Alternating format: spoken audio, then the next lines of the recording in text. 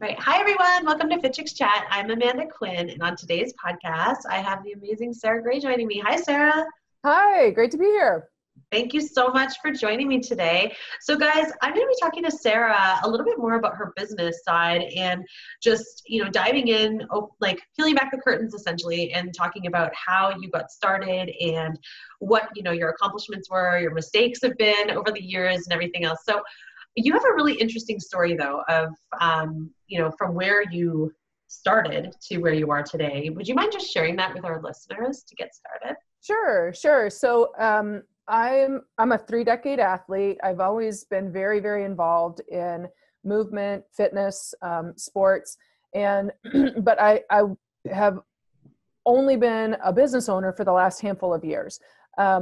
I grew up in the practice of law, and that really came about because when I was 25, I found myself pregnant as a single mom and earning very, very little money, broke and on welfare insurance. My son slept in my arms at night on my family member's couch. We'd push the dining chairs up to make it like a makeshift crib for the two of us. And we were in what I now refer to lovingly as a tight spot. And so, I had to figure out a way to support us and frankly, just be a human being that my son could rely on and admire. And I wasn't at that stage. So I worked really hard to reshape our lives, and I enrolled in law school and graduated. And it was such a weird, crazy time. I'd be up late at night studying secured transactions, and I'd have a little kid in diapers driving Thomas the Tank Engine over my head. And, it was a really different experience than most of my peers. And, but anyway, so I went into law practice and built a very successful practice over years, went to work at a prestigious firm. And, after 15 years of doing that, kind of looked back and reflected, how'd that happen? That wasn't what was supposed to happen for us. So what was different? And I ultimately decided that what made it different for us was through, in large part, what I had learned through movement and sports and fitness in terms of developing resilience and endurance and grit, tenacity, that ability to keep going when you just want to stop. And that ability to find strength when it's hard to find. And so I thought more and more about how important that is, how central that should be for young girls who are growing, for women who are looking to transition, for, very grown women who are still trying to find their place. And so I wanted to be able to focus in on that mission and message and really change how we as women talk about our bodies, our movement, our nutrition. And that's what was, from that came Photonic. Awesome. And so why don't you tell our listeners a little bit about Photonic and just what it represents to you and sort of what it is that you're doing and like the type of impact you're making in the world? Thank you. Yeah, I'd love to. So Photonic, I've been working on it now for about 3 years, but we only launched product last summer. So we've had product out for, I guess I don't really know how many months, but maybe 9 months or something. And so what we created a supplement line to support active women, to help women really achieve their own personal fitness, wellness, body composition goals without losing their minds or their self-confidence in the process, right? And so we launched with 2 functional protein blends. We've got Wanna Be Fit, which has collagen, guayusa, a number of other things that are great for recovery, obviously great for skin health. And then we've also got Wanna Be Bliss, which is what we call our mood boosting formula, which uses a lot of, ancient herbs in addition to the protein. We've got a series of new products that we'll be launching this quarter. And then what we've tried to do as a brand is really reshape the messaging and how we think about nutrition. And one of the things that's my favorite is we do an athlete spotlight every week, and we find women of all different stages of their fitness journeys and at different ages and things like that. And really it's, I've always thought of our brand as an I see you brand. I see how hard women are working and how I many like things that. that they're juggling. And we really want to celebrate all of that effort, that sweat, and the ways that women grow and change through their wellness and fitness and nutrition. And from a brand perspective then, so because you're looking at it you're trying to look at it from a different perspective, like how do you see sort of, because the supplement industry is an industry that is very much a saturated market, like all health and wellness. There is so much saturation in health and wellness if you kind of stay the same. How do you see most companies kind of positioning themselves, and why did you take this different approach? Was it just to really provide yourself with more of like a niche message? I couldn't find the products that I wanted is why I really did it. And so, all of the proteins that we launched with, they're layered. So it's not just protein, it's a protein plus. There's a lot of different functional ingredients in all of them. And I love all these different things. I was a bio major in school. I've been a nutrition, junkie for years and years and years. I've studied it extensively. And I always felt like the nutrition or the supplement world, they kept separating things. They were overcomplicating it. It was hard. People would walk in and they'd feel overwhelmed and unsure of what they needed. And so I wanted to make a product that would make it really easy to know what would be the good things if you were going for this outcome. What should I take? Simplify it, streamline it. And also have it be where it really was directed towards the things that women are interested in. I don't need 50 grams of protein. I don't need my husband's protein. That's not what I'm looking for. But I also don't want to, I also felt like what was being sold to women was really a lot of damaging weight loss messages and not necessarily really thinking through the nutrition piece of it and what were the things that would actually get women results they wanted. They felt like more short-term fixes. So we tried to distinguish our products there, but it is a very saturated market. Mm-hmm. Now, in terms of your business, do you have any kind of in-person, or is your business 100% online? That's such a great question. When we launched, I thought, it's huge to launch an online presence. It's huge to launch a retail wholesale presence, and I can't do both. So if I'm going to pick one, I decided I would start with an online presence because I thought that would have the more momentum, and it would give us a little bit more control over the message, and it would let us be a brand that had a voice rather than simply a product on a shelf. So we started with an online strategy, but what I have found is you can't ignore the in-person. It just doesn't work to ignore the in-person because online strategies are very expensive. I mean, Facebook ads are pricey.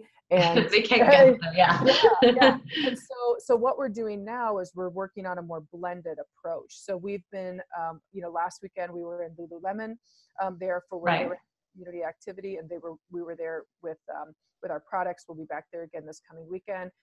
2 weekends ago, we hosted our first Photonic Fit Fest where we had about 150. Yeah, it was great. We had about 150 people there, so we were able to have retail, but it wasn't brick and mortar. I mean, that was more pop-up. So we're working into pop-up, and then we'll work into more of an overall wholesale retail strategy. So your goal is actually to have your own retail store, or to be in other stores like other chains having your product on shelf? Yeah, our goal won't be to create our own brick and mortar. We would be looking specifically for fitness boutiques.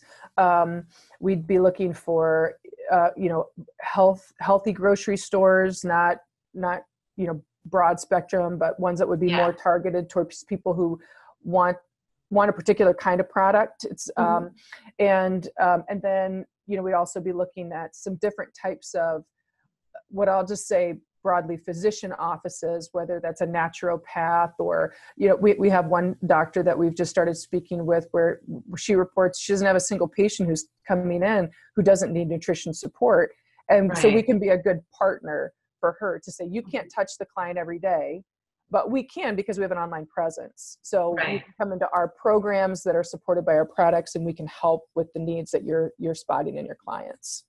Very smart. Very cool. Now, in terms of starting your business, what have been some of the biggest challenges that you have faced? Oh, how much time do you have? And specifically when you're thinking about like your online presence, because I know like the people that are listening today are probably, thinking like they're either I have my own online business or I want to start an online business or something in health and wellness and I'm struggling in certain areas. So, by sharing, we're hoping that it can help alleviate some of those issues for others. Well, okay, here are a few different things in no particular order. One is start small, because whatever you start with is not going to be what you're going to finish with. So toe dip. If you put a lot of money into developing your website or developing your logo, your brand presence, your initial photography, any of those things, it's not going to be what you're going to use in 6 months or a year, because you're going to learn so much in 6 months or a year. And you're going to say, oh, I didn't know that really what people wanted to hear about was this, or really the visuals that work are this. And so you're going to need to redo all of it. So invest as only as much as it takes to be able to, one, start, and two, learn. Because in my opinion, people who talk about their overnight success stories, okay, maybe there are some of those people out there, but for the far and few between. The vast majority of people, whatever business you start, it's going to be a slow grow. So expect that the first solid year is you're learning. Yeah. So do enough that you can, one, get your momentum going, and two, you can get your feedback, and then you can pivot as you start to understand your processes. Another thing I would say, so invest as little as possible in that front, because you're going to redo it in the front end. Yeah. Yep. You're going to take new pictures. You're going to redo your website. Like, that's going to happen. And guys, that's so true. Like, I can even speak to that because we've been in business for 10 years and we redo, like, our brand gets a refresh almost every single year. We rework things. I have a photo shoot and a video shoot actually next weekend. Nice. Like, it's constant, right? And it has to be, because you have to keep it fresh. And I think especially in the online space, you have to constantly be pivoting and changing and growing, because it's moving so fast. It's moving at a rapid pace. You have to continue to learn, grow, and change, and be ready for change all the time. You can't just stay stagnant. That's right. You'll have to step outside of your comfort zone. So, for example, video was a thing that I didn't want to have any part of. And here you are. That's right. And we really, like, we're working on building out our YouTube channel this year. And so that means that we have a whole new learning curve in terms of the technology piece. Some people are really savvy with all of the online aspects of it already, but there are a lot of features to it that you can really stumble and fall pretty quickly in terms of, if you don't know what you're doing with Facebook ads, and say you just start by launching, let's target everybody in the country. Your ad costs will be really huge. So just with all the pieces, start small. And then the other thing I would say is find people who can support you and help you, but start small. There are a lot of people out there who I think want to be experts, hold themselves out to be experts, and they might not be as helpful to you as the price tag would indicate. And so, there's that saying, like, slow to hire, quick to fire. Whether they're an employee or a vendor that you're using, you just have to be really, really pay careful attention to what they're delivering to you, and not just what they talk about. It's action matters, not. And so just be really, very watchful of what's going on, because I think you get in with the wrong vendors or the wrong people who are going to support you, and you can blow through a lot of your cash that way too. Now, did you find, like, for yourself, did you hire like agencies and everything else when you first started, or did you do a lot of stuff on your own? No, I did exactly the thing I'm saying. Don't do it. I hired a lot. This is one of your biggest mistakes. Got it. Yes. Yeah. Very pricey. I hired a number, different agencies, and it is hard to find the right people. It really, really is. Yeah. And it takes time, and it takes a lot of trial and error. But I actually just got back from a great conference. It's the third year I've done it with a small group of business women owners, and they. Maybe I said that backwards, women business owners. And one of the discussions there was, think of the people that you work with the way that you would have, that you think of dating. Like, you didn't meet your forever person right away. It takes time, and you're going to, as it was said, you're going to kiss a lot of frogs. it's going to take a while, but that's why else it's nice to invest, less while you're working through figuring out who are your good pairing. And now I know what I need from people, and I know what kind of personality traits that they have, what work styles they have. And now I can spot it so much more quickly than I could before. Right.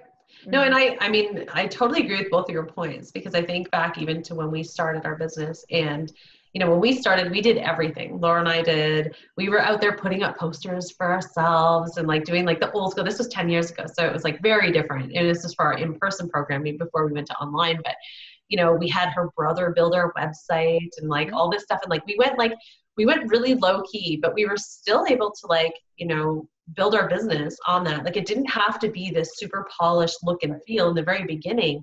And we were still able to build a brand and in the background start building our business, and then eventually start hiring the people. But we did the same thing. We hired publicists, we hired, all these things that we realized afterwards that we didn't need. And then we also, one thing that we did is we would hire business coaches, and we still to this day have business coaches. And I'm curious if you do, but we have business coaches, and it's not that they weren't the right fit. It's just that we would see where they would help us. And then as we were growing and changing, we would always change and evolve with new coaches, because different coaches will bring different things, just like people. If you're dating, different people bring in different things into your life. It's the same sort of mentality with a coach, right? And so for us, our coaches have shifted over the years as our business has shifted. Do you have a business coach? Sometimes. And one of the things and I'll definitely address that business coach piece, but one of the things I just wanted to mention is when I was in that early stage and hiring a lot of these higher price vendors, what the vendors kept telling me was, you only have one chance to introduce your brand, and it needs to be perfect. And they drilled that into my head so many times. And the truth is, nobody's looking. Nobody's looking. I mean, you have many times to introduce your brand, because when you launch, your audience is your parents, your best friend, every small circle of people who even see it. And so you will have plenty of time to reinvent and revisit and reshape.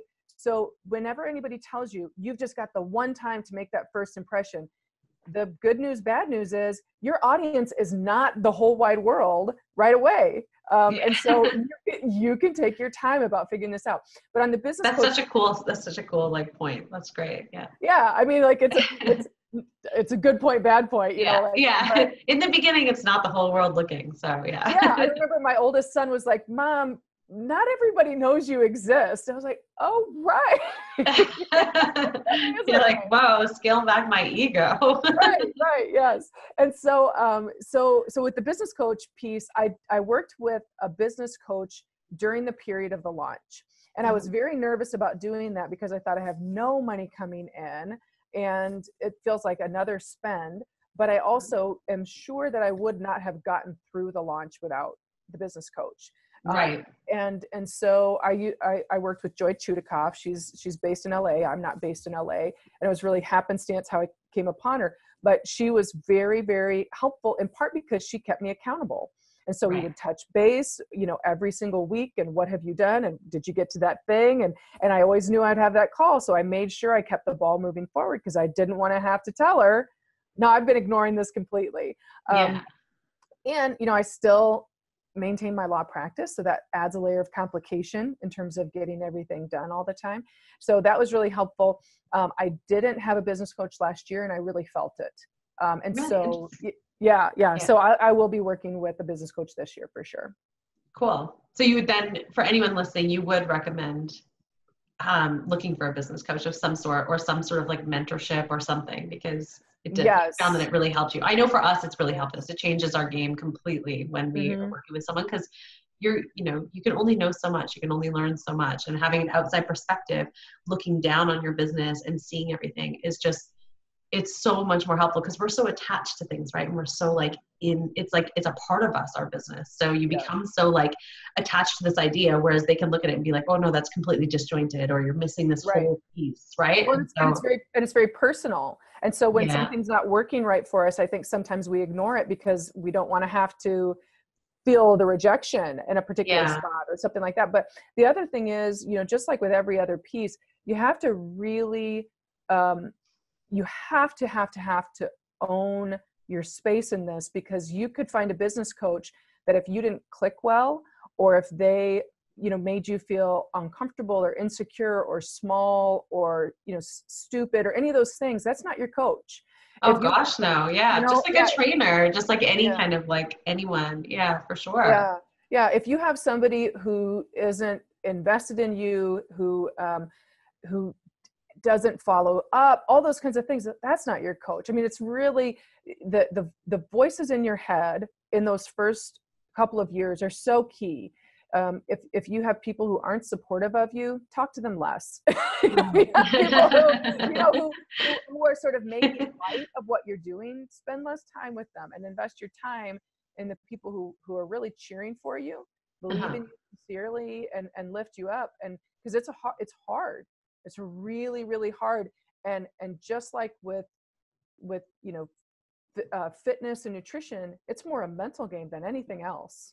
Yeah, no, for sure. Now, you touched on this earlier when you were just saying, that it's like about the overnight successes, like they're far and few between. Like when you see ads all over the place right now of all these like, 60 days to like 7 figures, that kind of thing and whatever. And it's possible. I'm not saying it's impossible. I'm just saying, in my opinion, it's far and few between. We've been in business for 10 years and, we've accomplished a lot and we've grown our business in a very way that we are extremely grateful. But it's, it's 10 years of hard work. Now, what do you say to someone listening right now who is like anxious to get started and has expectations of success immediately? Because I know that this is one thing, especially when it comes to online business. A lot of people do think that they're going to put their stuff out there and then they're going to have people flooding to it. And sometimes you put your stuff out there and you have crickets, and you have to kind of take it back to the drawing board and not necessarily change the program, but tweak other small things. And it's like, but it's getting rid of the idea that like, if you put it out there and it doesn't get picked up right away, it's not a failure. It's just a rework, in my opinion. Yeah. That saying from that movie years ago, like, if you build it, they will come. Not true. That's not how this works. Maybe it was like a baseball stadium. I think that was what it was for. Yeah. If you build it, then you need to go and drive to their house and pick them up and ask them politely if they'll join you on a road trip, and then bring them there. But like, I don't even pay attention to overnight success. I give them as much attention as I do seeing an ad like, you'll lose 20 pounds in 10 days. That gets as much, you know what I mean? I believe it as much as that. And every single business owner I've talked to, which is more than I can count over this process, is it is a long, slow grow. And the first year is, I remember I met one woman and she said, the first year is just an embarrassment. Oh. And she said, and the second year is less embarrassing. And then the third year, you start to figure some things out. And so, I just think it's really, really important for people to know it's going to take time. And in the online space, I remember thinking the online space was the more accessible because I didn't need anybody's permission, right? Like with a wholesale account, you need to get the permission to get on the shelf. And of course, and on online, you don't. But the online market, you have every product out there, and algorithms matter. And you've got, pay per click that's going to come into play. You've got Facebook ads that are expensive. You will have a really big marketing piece unless you can figure out some small grassroots campaigns. And some people are great at that, but even those take time, and and even those are few and far between. So you're going to have to try a lot of different strategies before you really start to get your footing. And then even once you get your footing, it's still a slow grow. Agreed. I totally agree. It's something that's just, and I think the only thing that I would like to add to that too is like, if you are starting your business and you are seeing the slow grow happening, that's like a huge win, guys. Like, know that that's a great thing. The only time that you need to, I think that every single launch that you do and every single like few months, you should be watching your numbers and paying attention. We pay attention on a daily basis. We watch our numbers, but it's like, you need to know your numbers. You need to know your stats. You need to pay attention. And if you start seeing that they're going backwards, they're going in the wrong direction, that's when you're like, okay, what do I need to fix? What do I need to change? How do I need to, like, what do I need to pivot in order to make this continue to move forward and have momentum? Or if you start getting stale, like if your sales just are kind of the same across the board, if you don't see any growth happening, you need to continue to investigate and figure out those missing pieces to continue to have momentum and growth. Because they say, like, in business, like, you know, if you're the same, then you're dying, right? Like, if you're not having any kind of growth, then you're kind of like dying slowly. So you don't want to ever be in that position. So always looking at a way, even if it's just one new client or 2 new clients or whatever, a month or whatever that looks like for you, as long as you're having growth, I think that you're always going in the right direction, but you still need to kind of always be paying attention to your business at the same time. Right. Yeah. And know that everything you do is an opportunity to learn. So for example, when we started our programs, right, we started with, we did a beta version of a 6-week fitness challenge. Yeah. And we put together a really, really sweet package. It was more value than anything I've ever gotten at that price point as a consumer. And I was so proud of it. And we launched it and we got great feedback, terrific testimonials. And then we said, okay, great. That was our beta version. Now let's go out and we'll do another 6-week challenge. And what we learned is, wait, you're having to like convert over and over and over, rather than putting in something in place where once somebody comes to you for, you know, help and support on a training program, they stay with you until they opt out. You know what I mean? Yeah. So it's some of those things that it just takes time to learn what will work, and not just from either a product or a program, but also in how you deliver it, and whether it comes to them through video or what format you choose, but then also your sales process, so that, you know, you're not always banging your head against the wall trying to like restart over and over. So a lot of that like takes time too. Of course, it's sort of like Russell Brunson talks about this with, like, he talks about like a value ladder system and having somewhere to move people, right? Because once they're in and they want to purchase something from you guys, it's like they usually want to buy something else. They're an engaged audience, especially if they really enjoyed their experience. So if you have nothing else to offer them at that point, it's a loss of opportunity for them, and for you, for both sides. And so you always want to make sure that you have somewhere to move them forward. And that's like your value ladder. So you should have some sort of a subscription-based system, and then you should have some entry-level offer, and then some higher-end offers. And then it just continues to go up until it's kind of like your VIP sort of experience of sorts. I love that. Yeah. Now, what would you say in terms of business? We talked about your mistakes and some issues. What would be like your highlight? Like, what would be one of the biggest successes or accomplishments that you personally are just so proud of? I'll tell you one that happened recently that pride is not even the word. I think maybe satisfaction, and maybe that's not even right, but just the sense of like, just real sincere gratitude, joy, peace about it. We, you know, the last 8 weeks, setting aside this very last week, were the busiest of my whole life. And I've been plenty busy in my life. But we had, you know, it was the close of my calendar year. And so I had all sorts of things that were going on, you know, even outside of photonic. And then we decided, with about 37 days before we did it, that what we wanted to do was have a Photonic Fit Fest. And I won't bore you with the reasons that I decided to commit to it, because they're all really like, you know, airy fairy. But there are a couple, there are now a couple of things where if that happens, I'm gonna pay attention when the universe taps me on the shoulder instead of, you know, smacks me across the face. And I got this signal that it was like, you need to do this. And I said, okay, I'll jump in. Let's see if I can make this happen.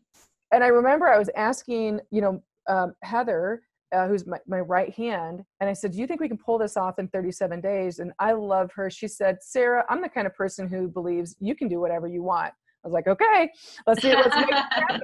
And so in a very short period of time, we put together a full day conference that had a summit in the morning with probably about 8 or 10 different speakers. In the afternoon, we brought together 3 different local fitness boutiques. We brought together about 10 or 15 vendors who are all health and fitness focused.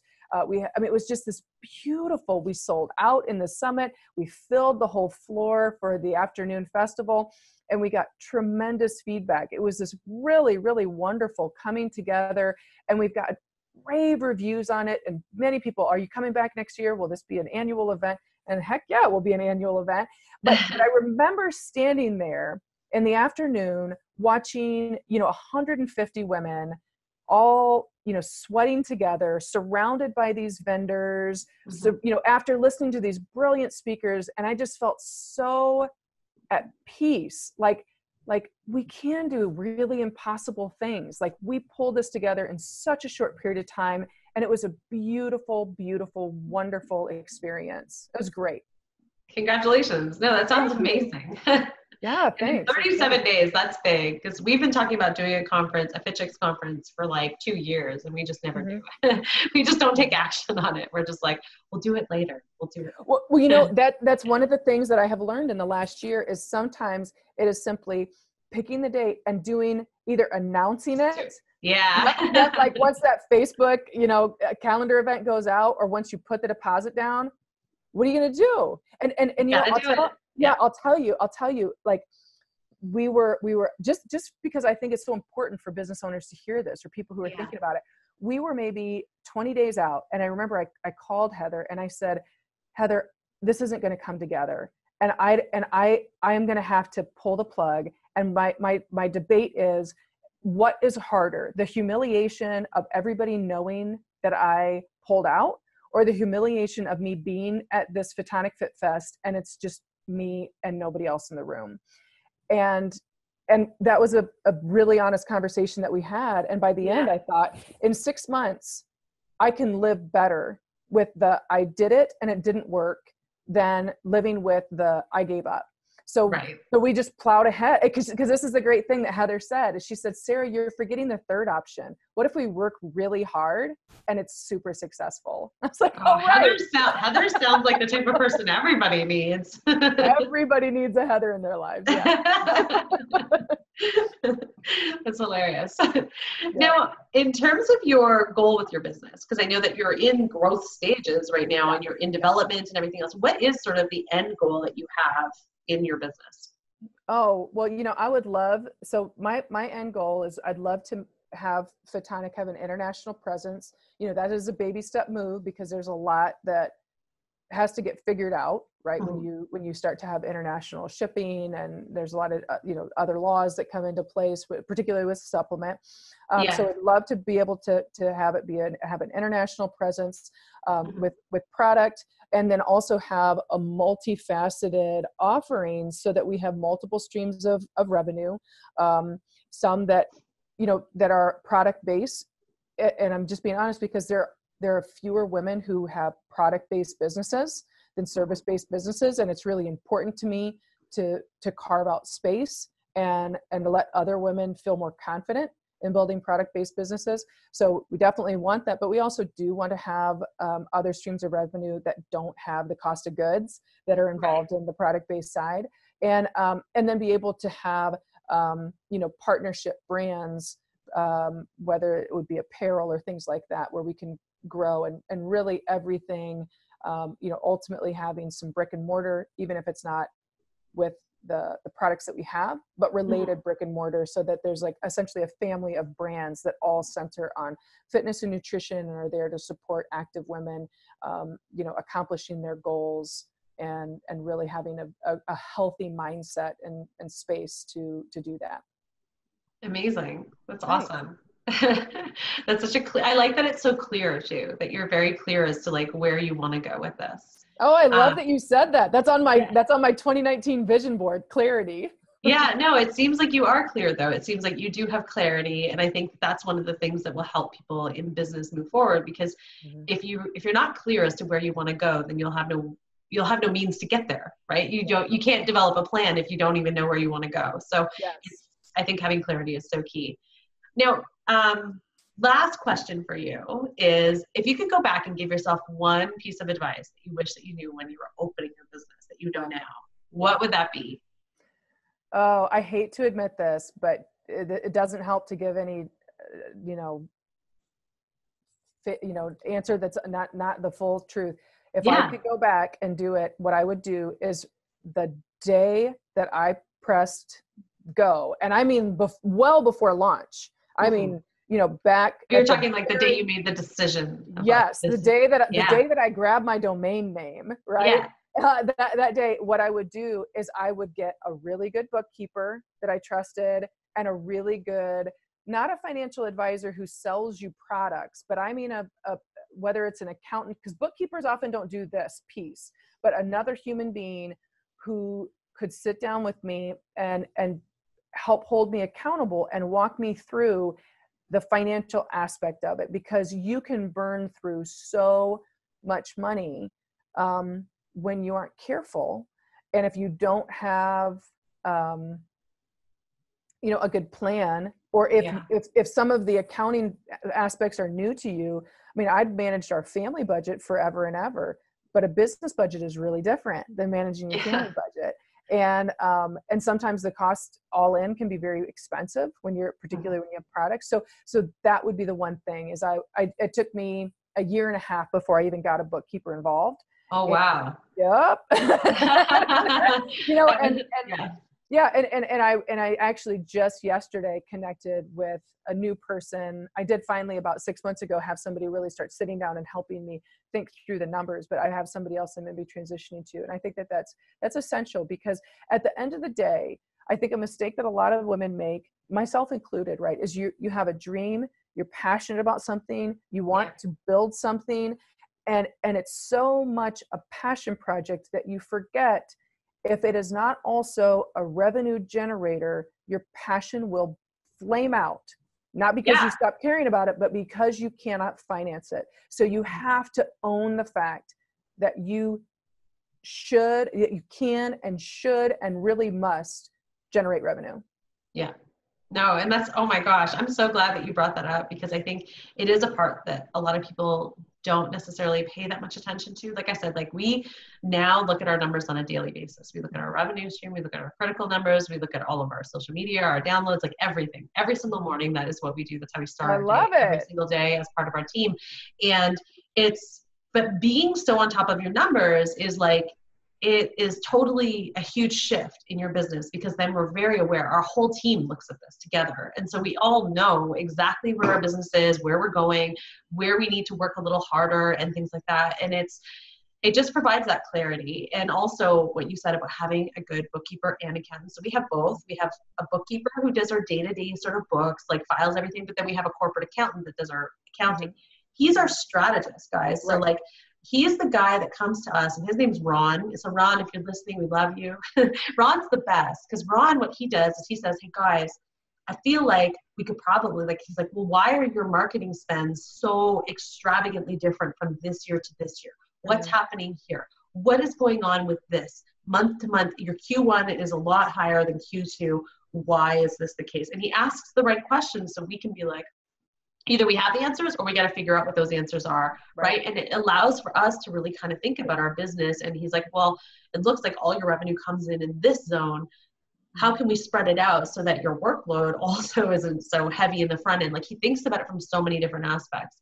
And so having somebody do that who is so strong when it comes to, like, because that's their expertise, will completely be a game changer for your business. I 100% agree with you. And it's, and I know that a lot of times when people are starting out, they're like, well, I can't really afford to have someone come and do my books. I can't really afford, like, even if you look for someone to do it, like even just a bookkeeper to help you, to support you in some way, even if you do it as a barter, you give them some services, you give them some product or whatever, like, even if you have to do it that way in the beginning, whatever you need to do, I do recommend is you do have someone that you have on your team that is supporting you in that area, unless that is something you're really strong in, because because you can start spending money and you're like, you can't afford to not. You can't afford to not, unless it's something that's right in your wheelhouse. And I know numbers. I'm good with that. But oh, me too. But as the entrepreneur, you care so much about building the thing that Yeah. it's really hard. You know, you might have a mindset where you're a lot of entrepreneurs, they're visionaries.